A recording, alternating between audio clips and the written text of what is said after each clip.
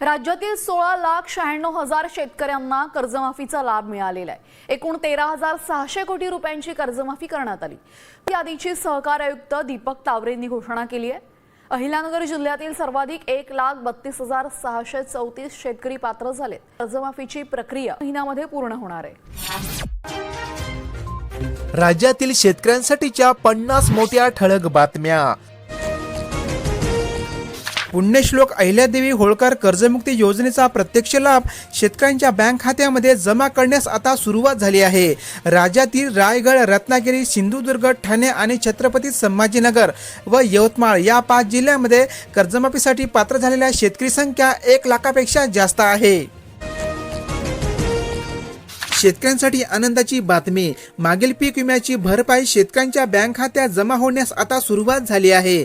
भरपाईसाठी पात्र झालेल्या जिल्ह्यांच्या याद्या देखील आल्या असून सर्व जिल्ह्यांची अपडेट आपण पाहणार आहोत। सध्या धाराशिव जिल्ह्यासाठी 263 कोटी रुपयांचा पीक विमा मंजूर झाला असून भरपाई उद्यापासून वितरित होण्यास सुरुवात होईल।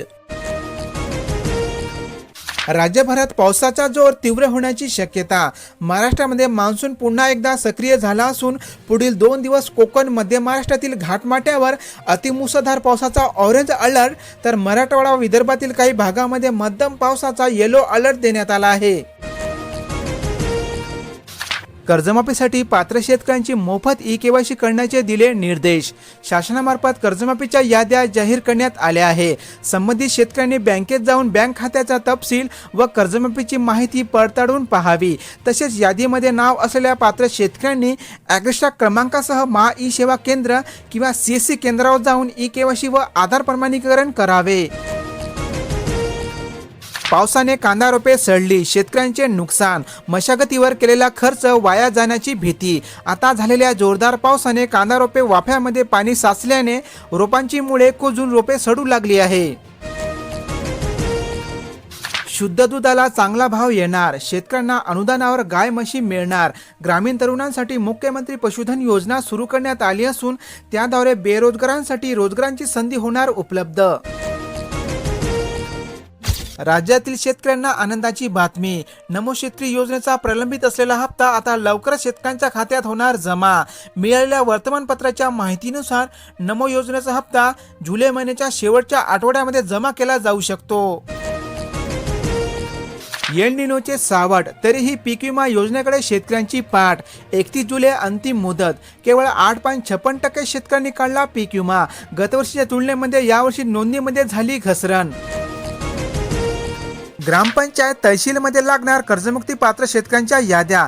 प्रत्येक जिल्ह्यातील कर्जमाफीसाठी पात्र ठरलेल्या शेतकऱ्यांच्या याद्या ग्रामपंचायत, तहसील कार्यालये, सहकारी सोसायट्या, बँका, गावातील चावडी, सहाय्यक निबंध कार्यालयामध्ये याद्या प्रसिद्ध होणार आहे।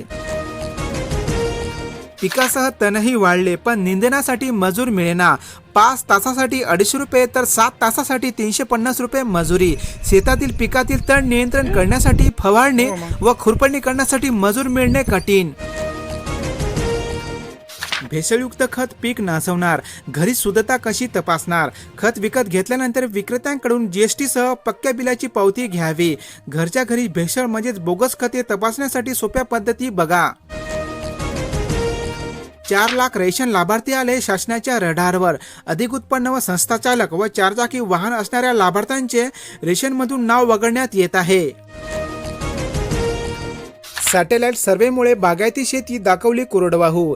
NMRDच्या कारभारावर शेतकरी आक्रमक, प्रत्यक्ष बांधावर न जाता सर्व्हे केल्याचा आरोप। नागपूर जिल्ह्यातील अपडेट। दशकात पहिल्यांदाच कपाशीचे उच्चांकी क्षेत्र। सध्या कापसाचा उच्चांकी दर 9,500 रुपये मिळत आहे।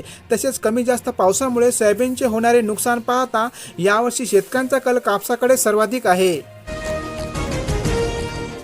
शेतातील पीक धनधान्य देणार, शेतकऱ्यांना रोख इनाम मिळणार। खरीप हंगामाकरिता पीक स्पर्धा जाहीर, प्रायोगिक शेतकऱ्यांचा होणार शासनाद्वारे सन्मान। पीक स्पर्धेद्वारा शेतकऱ्यांना 2 ते 50,000 रुपयापर्यंत मिळत आहे बक्षिसे। पैसे मिळाले रे बाबा, शेतकऱ्यांच्या खात्यात विहिरींचे थकीत बिल जमा। 2 वर्षापासून शेतकरी कार्यालयामध्ये मारत होते चक्रा। ऐन खरीप हंगामासमोर पैसे आल्याने व्यक्त होत आहे समाधान। धाराशिव जिल्ह्यातील अपडेट। कर्जमुक्तीच्या ई-केवायसी साठी शुल्क घेण्यास होणार कारवाई.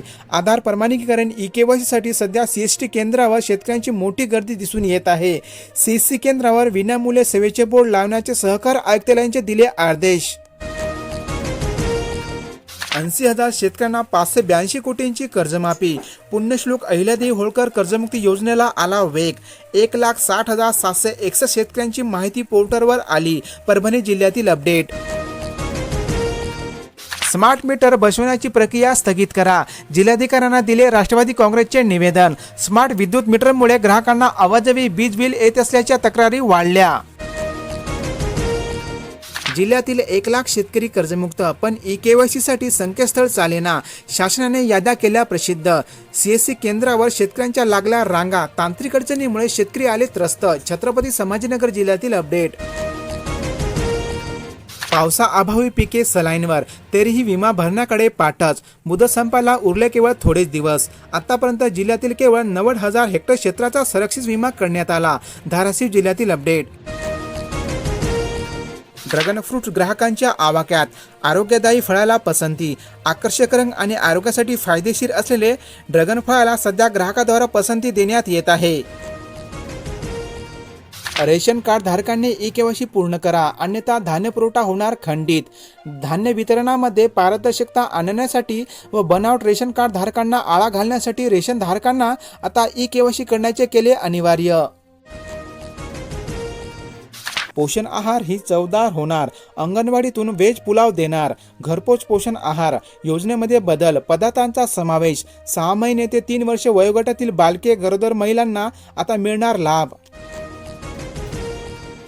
साखर दर 4,000 पुढे. कमी पाऊस, घटलेला साठा, सणासुदीच्या मागणीचा परिणाम. राज्यानुसार असलेला साखरेचा दर तुम्ही या ठिकाणी पाहू शकता. शेतकरी कर्जमाफीच्या यादीमध्ये घोळ. अहिल्यादेवी होळकर कर्जमुक्ती योजने कर्ज रकमेच्या तफावतीमुळे शेतकरी आले संभ्रमात. हिंगोली जिल्ह्यातील अपडेट.